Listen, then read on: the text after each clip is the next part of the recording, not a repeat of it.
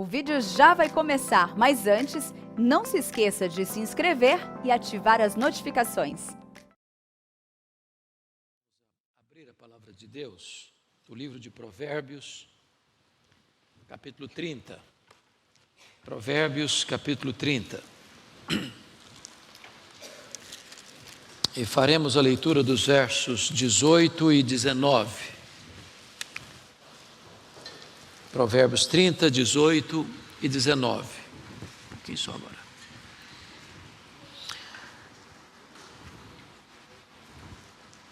Há três coisas que são maravilhosas demais para mim. Sim, há quatro que não entendo. O caminho da águia no céu, o caminho da cobra na penha, o caminho do navio no meio do mar e o caminho do homem com uma donzela. Eu quero então, à luz desse texto, maiormente do verso 30, falar sobre casamento, um grande mistério. Casamento, um grande mistério. E quero começar dizendo que imagens falam mais do que palavras. Dizer que símbolos resumem discursos. Certamente o maior de todos os mestres, Jesus Cristo, nosso Senhor, usou figuras, contou parábolas, e através de histórias e de símbolos, ele traz a profundidade dos seus ensinamentos. Por exemplo, quando ele quis falar da influência interna da igreja, ele pegou o sal e disse: vós sois o sal da terra. Quando ele quis falar do impacto da igreja no mundo, ele disse: vós sois a luz do mundo. Quando ele tratou da questão da malignidade do pecado que permeia, ele disse: o fermento.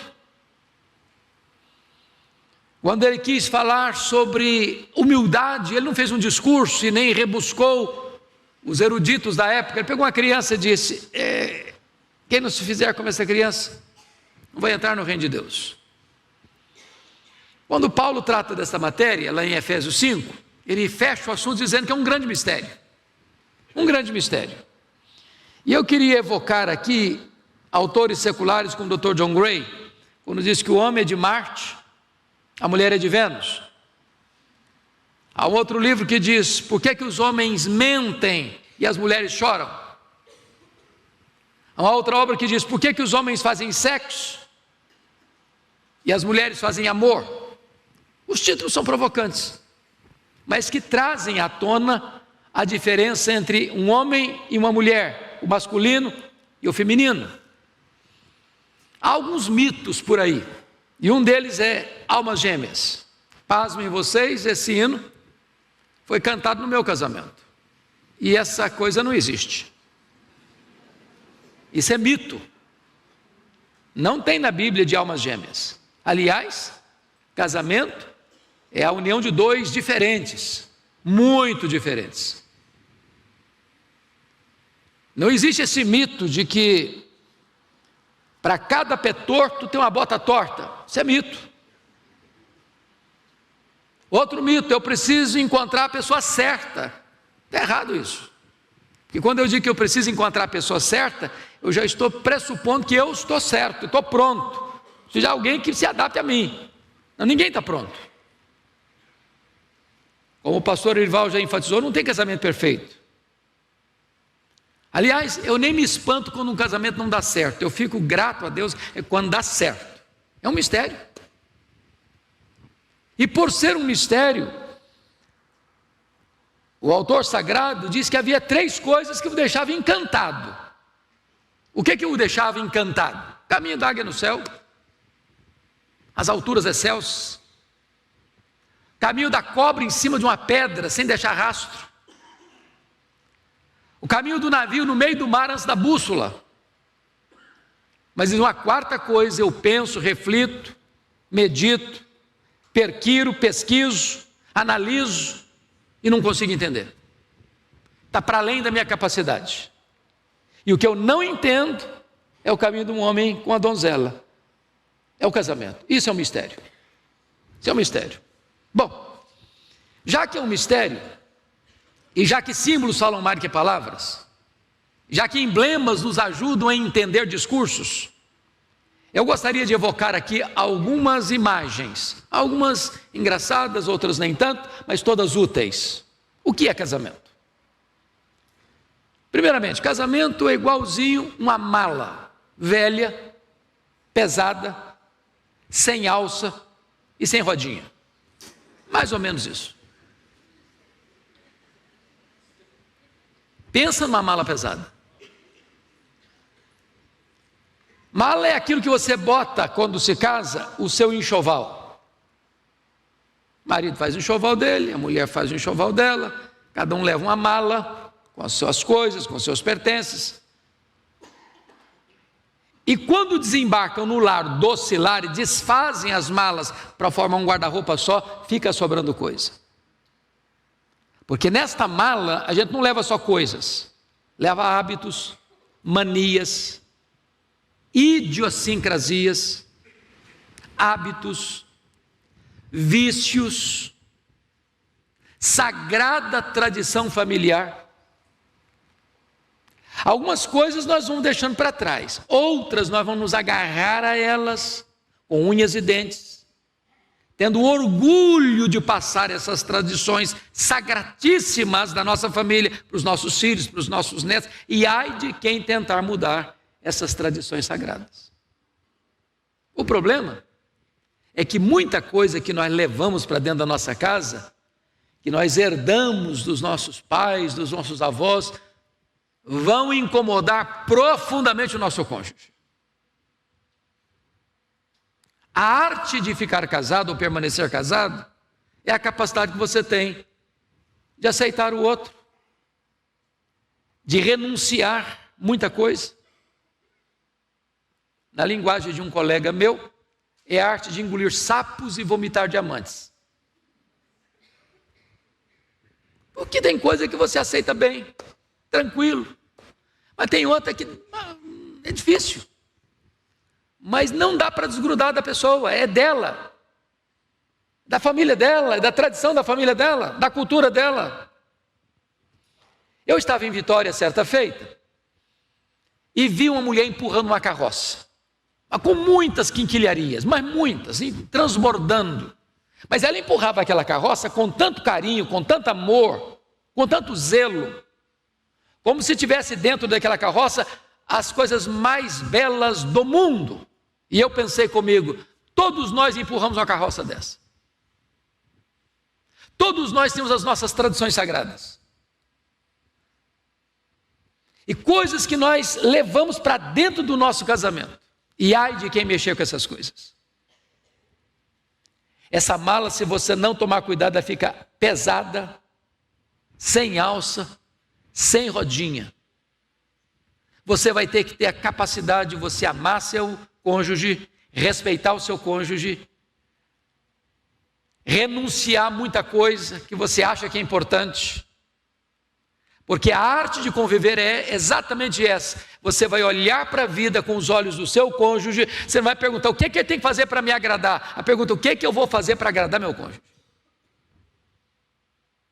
Se eu começar, você tem que fazer isso para me agradar, está tudo errado.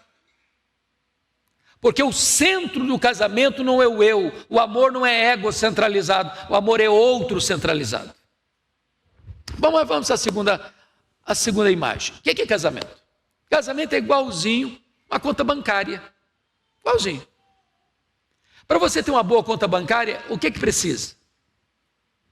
Você precisa depositar mais do que saca, certo? Se você sacar mais do que deposita, o que vai acontecer com você?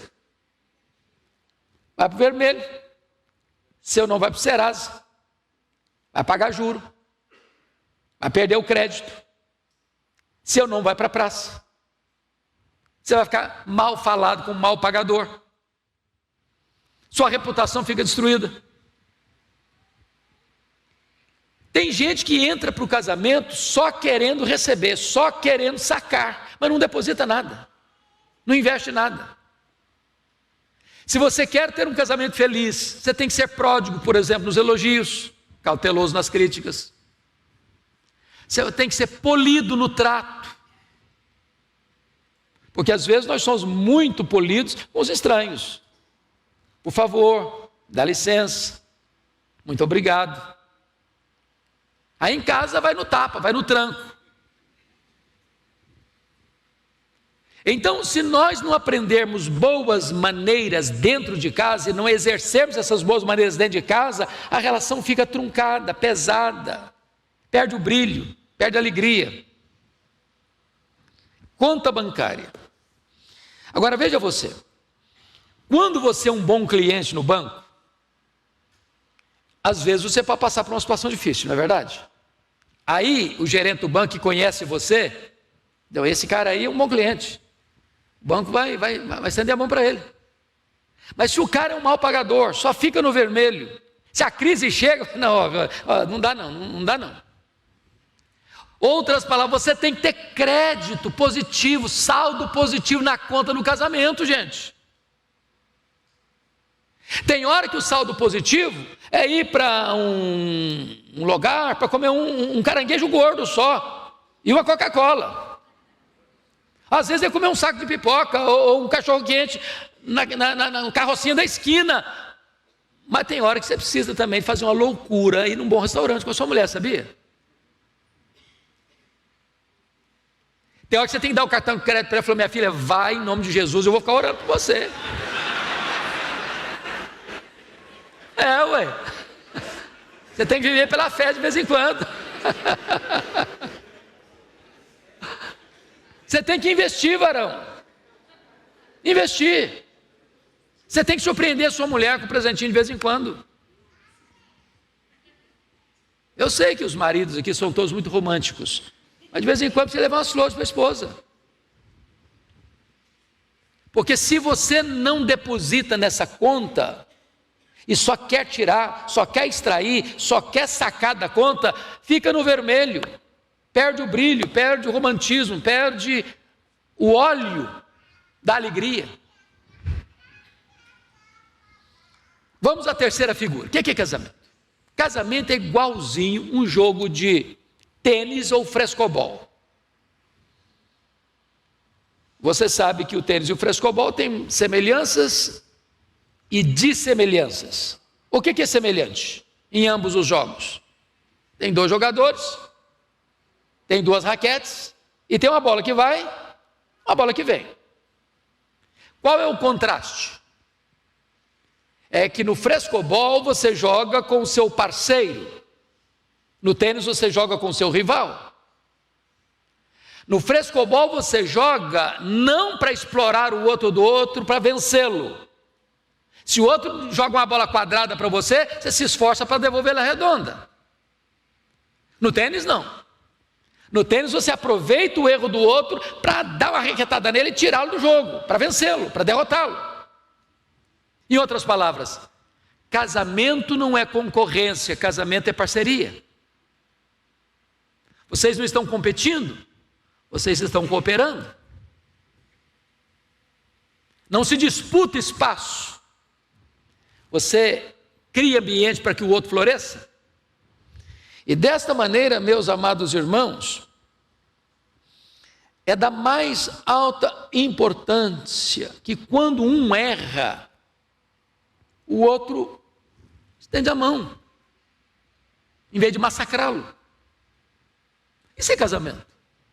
Melhor é serem dois do que um, porque quando um cai, o outro levanta.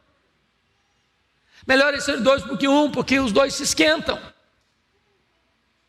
São amigos, são conselheiros, são intercessores. Há muitos casais, queridos irmãos, que a única união que tem, a única comunhão que tem é no leito conjugal. Acaba de ter uma relação, já não tem mais nada de intimidade, já não tem papo, não tem conversa, não são amigos. Não abre o coração para o outro, não conhece um ao outro, não tem parceria um com o outro, não tem companheirismo. Isso se cultiva, isso se planta. E é muito importante que o nosso casamento não seja um jogo de tênis, mas um jogo de Frescobol. O que é casamento? Vou pegar a ideia lá de Provérbios 18, 21. Casamento é vida ou é morte? Está escrito lá. A vida, ou melhor, a morte e a vida estão no poder da língua. Quem bem a utiliza, come o seu fruto. Em outras palavras, você pode dar vida ou você pode matar o seu casamento, dependendo da maneira como você se comunica. Me permita ilustrar isso. Eu fui criado numa região rural, numa região, na época, hoje não, mas na época não tinha farmácia, não tinha médico, não tinha remédio. Então o cara tinha que se virar lá no mato mesmo, com raízes, com folhas, com chás, com garrafadas. Foi criado nessa cultura. E dentro dessa cultura tinha lendas também. E eu vou lhes contar uma lenda. Havia um cidadão que ganhava a vida fazendo garrafadas. Só que ele não fazia garrafada para dor de barriga ou para inflamação da unha do dedão do pé. Ele fazia garrafadas para as crises emocionais do casamento. E aí um cidadão, passando uma crise conjugal, chegou lá e falou: rapaz, eu estou sabendo que você faz uma garrafada aí que é batata para o negócio, resolve. Eu falei: resolve. Então eu quero uma. Quanto custa? Tanto. Eita, mas é muito caro, você está doido aí? Não, é muito caro, você vai dar um desconto? Não dou desconto não. Dou não. Mas tem uma coisa, eu prometo que funciona. E se não funcionar, eu devolvo o dinheiro. Lá, bom, desse jeito eu topo. Pagou, levou para casa, falou: agora quer saber assim, como é que eu uso isso? Porque se funciona, quer saber como é que usa. Falou: o negócio é o seguinte, quando o clima ferver, está querendo pegar fogo, aquela briga danada, você vai lá e toma um gole. Só um detalhe, você bota na boca, mas não engole não, aguenta na boca, aguenta. Quando acalmar, aí você engole. Aí funciona.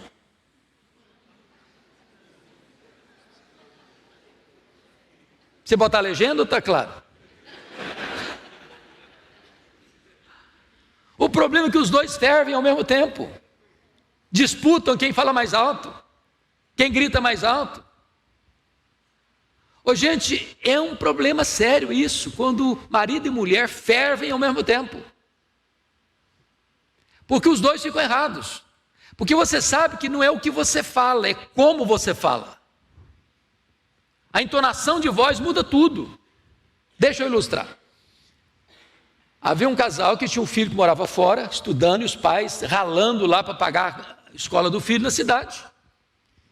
Um dia o pai recebeu um telegrama do filho, ficou bravíssimo, muito bravo. Quando a mulher chegou, o cara estava cuspindo marimbondo. Falou: o que foi, marido? O que aconteceu? Falou: seu filho, porque quando dá problema, o filho é do outro. É o seu filho. Falou: o que aconteceu? Olha que filho abusado você tem, mandando um telegrama para mim, diz assim: papai, manda dinheiro. Eu falei: eu não vou mandar, pronto, não vou. Ah, mas um filho abusado, ué? Falou: meu filho, mas não foi isso que ele falou não, ué? Como não foi? Mas como assim? Ele está escrito assim: papai, manda dinheiro. Ah, bom, se é desse jeito, então eu mando, ué. O texto é o mesmo, mas a entonação é outra. Então vai devagar, gente. Vai devagar. Põe mel nas palavras. Seja jeitoso no trato. O que está escrito lá em Tiago 1,19? Quem sabe de cor? Todo homem seja pronto para ouvir, tardio para falar, tardio para se irar. Eu gosto dessa palavra pronto, porque a palavra pronto no grego é táxis, de onde vem a palavra portuguesa táxi. O que é um táxi? É um Uber hoje, né? Também. É um carro que atende você que horas? Na hora que você chama. Você está indo para o aeroporto, horário marcado. Aí você chama o táxi, ele diz: daqui a meia hora eu te pego. Não, daqui a meia hora, meu filho, já estou zarpando. Ou é agora ou não serve. Pronto para ouvir. Olha como que Deus fez você e a mim: duas conchas acústicas externas e apenas uma língua muralhada de dentes. Escute mais, fale menos. Então, esse é um princípio fundamental. Agora, qual é o segundo? tardio para falar. A palavra tardio no grego, a palavra brades, significa lerdo, devagar, quase parando. É aquela pessoa que você conta uma piada para ela, ela vai rir daqui a meia hora. A ideia é a seguinte: aguenta um pouco, não fala na hora que você está assim, fervendo não. Porque quando você está irado, você fala o que você não quer falar, com a entonação de voz que não quer usar, e acaba machucando a pessoa que você mais ama. Tardio para falar, pensa até 10. Se estiver muito com raiva, sai, dá uma volta no quarteirão, esfria a cabeça, depois você volta. Mas o texto ainda prossegue e diz assim: tardio para quê? Para se irar. Eu não vou nem perguntar se você já ficou irado com o seu marido, não. Ou se você já ficou irado com a sua mulher. Isso não é se, é quando. Porque tem muita gente, irmãos, às vezes eu fico preocupado. De vez em quando converso isso com o Arival. Tem gente que é espiritual demais, né? Tem gente que você fica assim, parece que está perto de um anjo, não sabe se está perto de uma pessoa humana. Não, eu estou casado há 50 anos, eu nunca tive isso aqui com a minha mulher, nunca. Não, deve ser um anjo disfarçado aqui, porque não está sabendo direito, né? Porque filho de Adão não deve ser, né? Ué, que negócio é esse aí? No ano que a dona Ruth Graham morreu, a esposa do Billy Graham, eu tive o privilégio de visitar o Museu Billy Graham lá em Charlotte, na Carolina do Norte. E há muitas histórias engraçadas, é uma fazenda, é um museu de fazenda, tem vacas no estábulo, é um negócio muito chique. Mas tem muitas histórias, que eu mais gostei foi essa. Sabe que o Billy Graham viajou demais, a dona Ruth criou os meninos. Eu vim em casa visitar e rachava de novo para o mundo afora. E aí um dia perguntar para a dona Ruth, assim: dona Ruth, alguma vez a senhora já pensou em se divorciar do Dr. Billy Graham? Ela respondeu assim: divorciar-me dele eu nunca pensei, mas vontade de matá-lo eu já tive muitas vezes. Eu acho que você não chega tanto com o seu marido, com a sua mulher.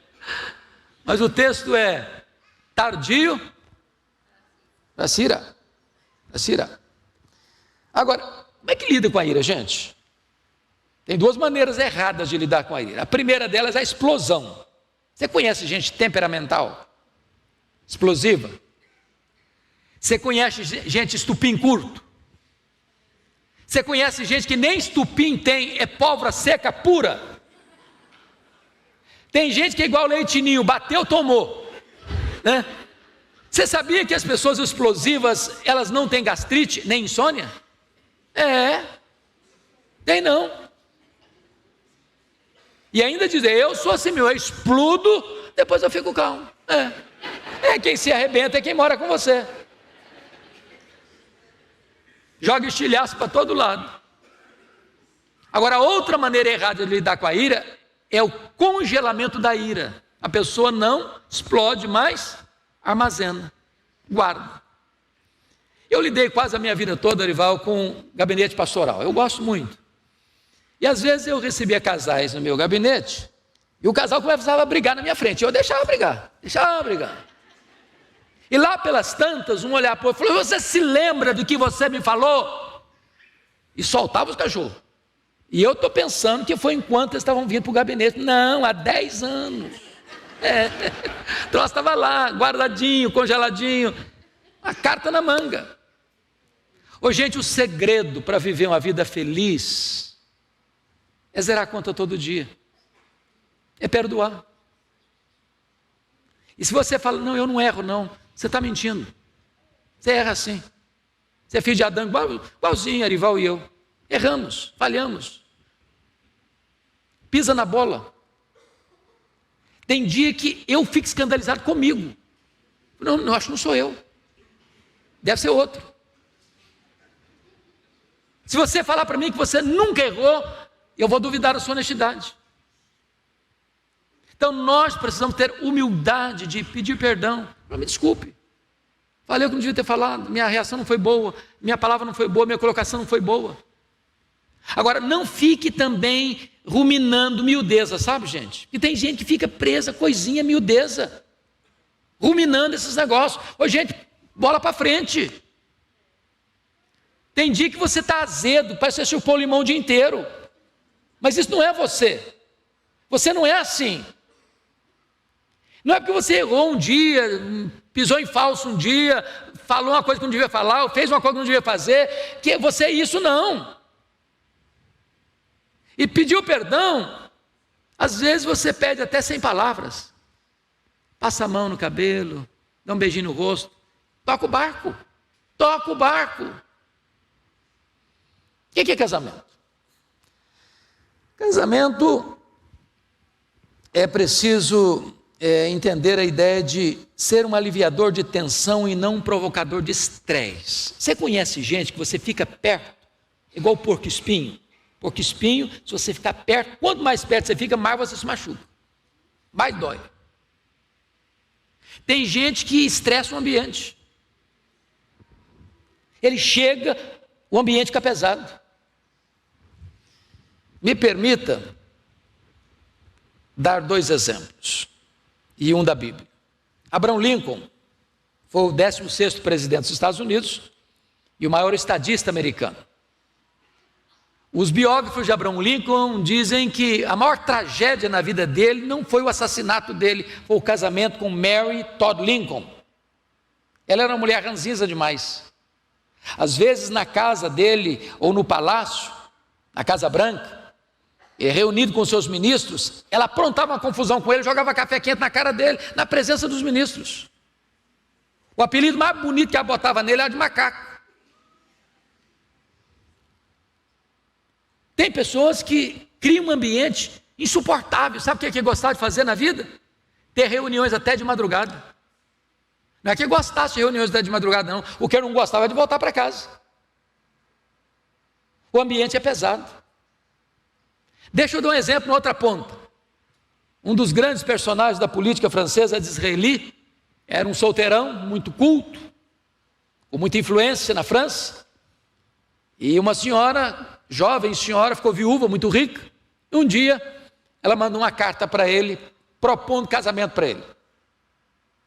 Disraeli respondeu: eu topo, pelo conforto que você vai me dar, mas não gosto de você. Você topa? O viúvo falou: eu topo. Casaram. Um ano depois, Disraeli disse o seguinte: hoje, se eu tivesse que me casar novamente, casar-me-ia com você. Com um detalhe: casar-me-ia por amor. Porque você transforma a nossa casa num paraíso, num pedacinho do céu. É possível fazer isso. Agora tem o contrário também. Deixa eu contar uma história para você entender o contrário.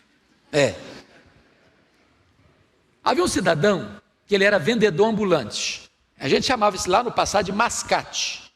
Ele botava uma mala nas costas com vários produtos, saía vendendo. Aí um dia esse cara foi numa sapataria, e só gente acima de 60 anos vai entender o que eu vou falar agora. E chegou para o vendedor e perguntou assim: tem sapato Vulcabras? Pensa num sapato bom. Vulcabras. Todo vendedor de sapato não erra o ponto. Ele já pega 3 números para não ter perigo de não acertar o número certo. Aí ele trouxe um 41, um 40, um 39 e um 38. O número do camarada era 41. O cara botou o 38 no pé, os dedinhos ficou tudo enrugado. Falei: esse não serve, esse é 38. Falei: não, mas eu quero esse aqui. Não, cara, mas não serve, eu quero esse. Já deixou, botou o sapato, já saiu com o sapato 38. O vendedor não entendeu nada. Passado um ano, o mesmo cara vem na mesma loja, procura o mesmo vendedor. Eu falei: tem sapato Vulcabras? Tem, e eu me lembro de você, seu número é 41. Eu falei: eu quero um 38. Não, 38 não dá, eu quero 38, cara. Já colocou ali e já saiu. Passado mais um ano, vem o mesmo vendedor na mesma loja, procura o mesmo camarada. Falei: tem sapato Vulcabras? Falei: tem, e eu te conheço, seu número é 41. Falei: eu quero um 38. Não, cara, você está maluco. Você vai me contar essa história. Não, você me conta porque eu não estou te entendendo. Mas você quer que eu conte mesmo? Claro que eu quero, ué. Eu não te entendo, ué. Rapaz, sabe por que eu quero esse sapato 38? Varão, é o único alívio que eu tenho na vida quando eu chego em casa, é tirar esse sapato. Se eu não tiver pelo menos esse alívio, eu não vou ter alívio nenhum na vida, cara.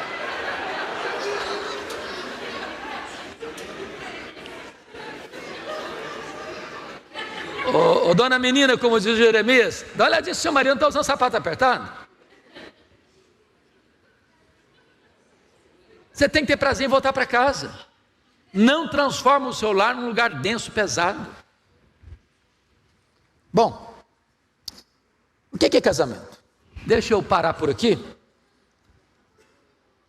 com mais duas coisas só. Casamento é igualzinho uma casa de 10 mil espelhos. Eu vou ilustrar aqui da seguinte maneira. Quem já foi a Israel aqui? Deixa eu saber. Algumas poucas pessoas. Está na hora de você pensar em Israel, tá? Faz uma economiazinha, como o Orival disse. Faz uma poupançazinha. Porque essa viagem é uma viagem marcante para a vida. Lá em Jerusalém tem um museu do Holocausto, chamado Yad Vashem. E nesse museu tem um departamento que é dedicado às crianças, 1,5 milhão de crianças que morreram no Holocausto.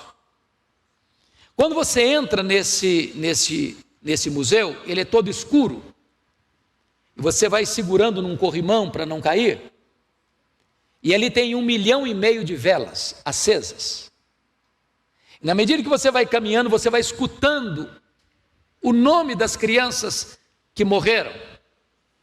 E via de regra, você chega do outro lado com lágrimas nos olhos. Na verdade, ali não tem 1,5 milhão de velas acesas, ali tem 5 velas acesas. Mas que num jogo de espelhos, você enxerga 1,5 milhão de velas acesas.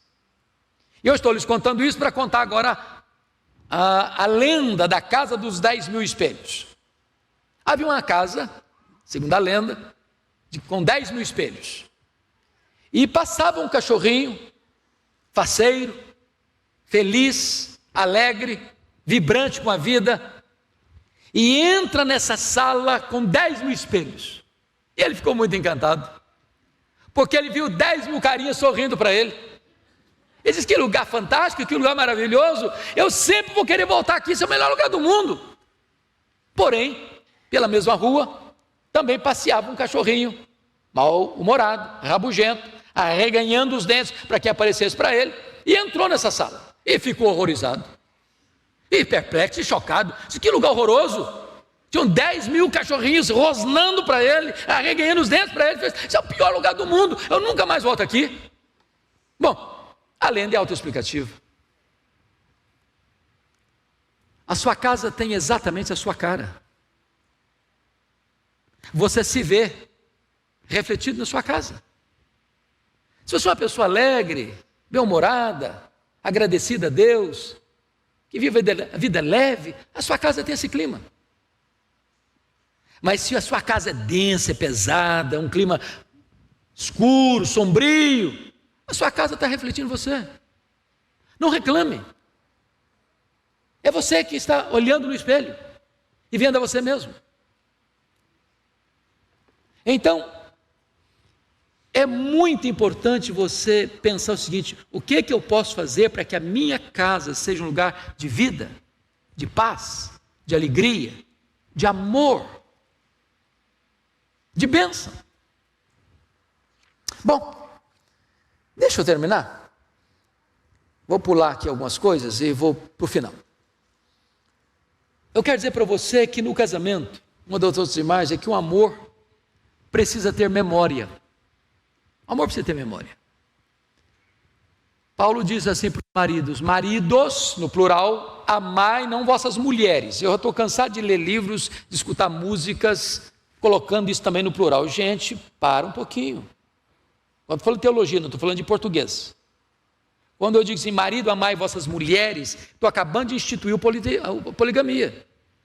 Quantas mulheres você tem? Se você tiver mais de uma, você está encrencado. Então nunca leia maridos, amai vossas mulheres. Está escrito lá, maridos, no plural, amai vossa mulher. Você só tem uma. E a gente não está dando conta nem de uma.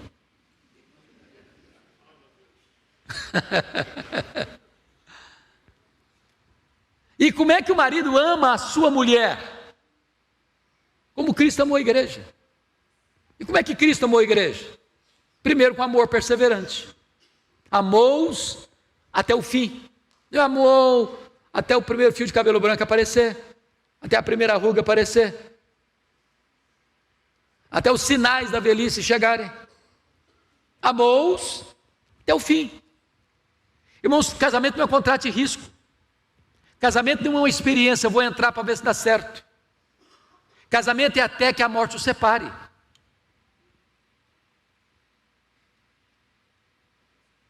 Casamento você não entra deixando a porta dos fundos aberta. Há coisas que nós nem cogitamos. É amar até o fim. Segundo, como Cristo amou a igreja? Com amor sacrificial. Cristo amou a igreja e se entregou por ela. Seu papel, marido, é amar sua mulher e protegê-la e cuidar dela e morrer por ela se preciso for. Como é que é o amor do marido pela esposa? É um amor santificador. O que significa isso? Que o amor do marido santifica a esposa? É que uma mulher bem amada se sente protegida. Pense comigo nessa cena. A mulher está em casa, nunca recebe um elogio do marido. Nunca. Ela bota o pé na rua, é elogiada. Ela compra uma roupa nova e sai do quarto igual uma princesa. O santo homem de Deus nem percebeu que ela está usando uma roupa nova. Chega uma festa, ela vai para o salão e torra a cabeça 2 horas numa chapinha. Bota as mais belas bijuterias. E ele não notou nada, ele não viu nada. Ela chega na festa, abafa, todo mundo elogia, ela volta para casa com 1000 elogios, mas o maridão não deu uma palavra sequer de apreciação.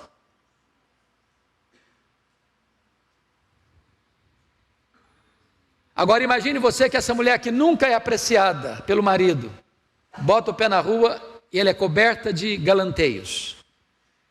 O que vai acontecer com ela? Vai ficar vulnerável. Mas se o marido a ama e quando vieram os galanteadores, fala, chega para lá, seu bicho ruim. Eu tenho valor. Eu sou amada. O amor tem que ter memória. E eu termino com uma história que para mim me marcou muito. De um homem com já mais de 80 anos. E ele era o mais fiel cliente da floricultura do seu bairro. Todo sábado eu chegava lá e pedia o melhor buquê de rosas. E um dia o vendedor criou coragem e entrou na vida pessoal dele e disse: a sua mulher deve ser a mulher mais feliz do mundo. Eu não tenho nenhum cliente durante anos que eu estou aqui tão fiel quanto o senhor, para levar as melhores e as mais belas flores para sua esposa. Ela deve ficar muito feliz ao receber esse buquê de flores. O velho respondeu: não, ela nem sabe quem eu sou mais. Ela tem Alzheimer. Eu entrego as flores para ela, ela não sabe nem de quem ela está recebendo essas flores. E então o vendedor diz: mas se ela não sabe quem é você, por que você dá flor para elas então? Ele respondeu: ela não sabe quem eu sou, mas eu sei muito bem quem ela é. O amor tem memórias. E a minha oração nesta noite, queridos, que não é um sermão, é uma palestra um pouco mais descontraída, é que nós possamos investir no nosso casamento. Como o pastor disse, pastor Arival, não é perfeito, mas é o nosso casamento. Nossa família não é perfeita, mas é a nossa família. Nós devemos lutar por ela, orar por ela, chorar por ela, jejuar por ela, nunca desistir dela. Porque se o cenário é cinzento, Deus pode transformá-lo num jardim grinaldado de flores. Deus continua fazendo milagres, e o primeiro milagre que Jesus Cristo fez foi numa festa de casamento. O segundo milagre que Jesus fez em Caná foi curando um filho de uma doença. O palco dos milagres maiores de Jesus é no cenário da família. Então nós vamos ficar em pé. Pastor Arival virá orar por nós aqui nesse momento.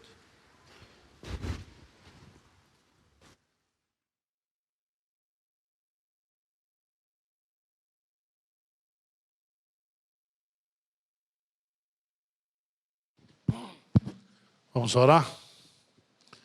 Senhor Deus, que essa palavra caia no nosso coração nesta noite, trazendo consolo, esperança, refrigério e expectativa de que a nossa família, o nosso casamento seja sempre melhorado pelo Senhor. Nos dê humildade, nos dê, ó Deus, iniciativa, nos dê ação dentro do nosso relacionamento. É a oração que nós fazemos em nome de Jesus. Amém, Senhor. Amém.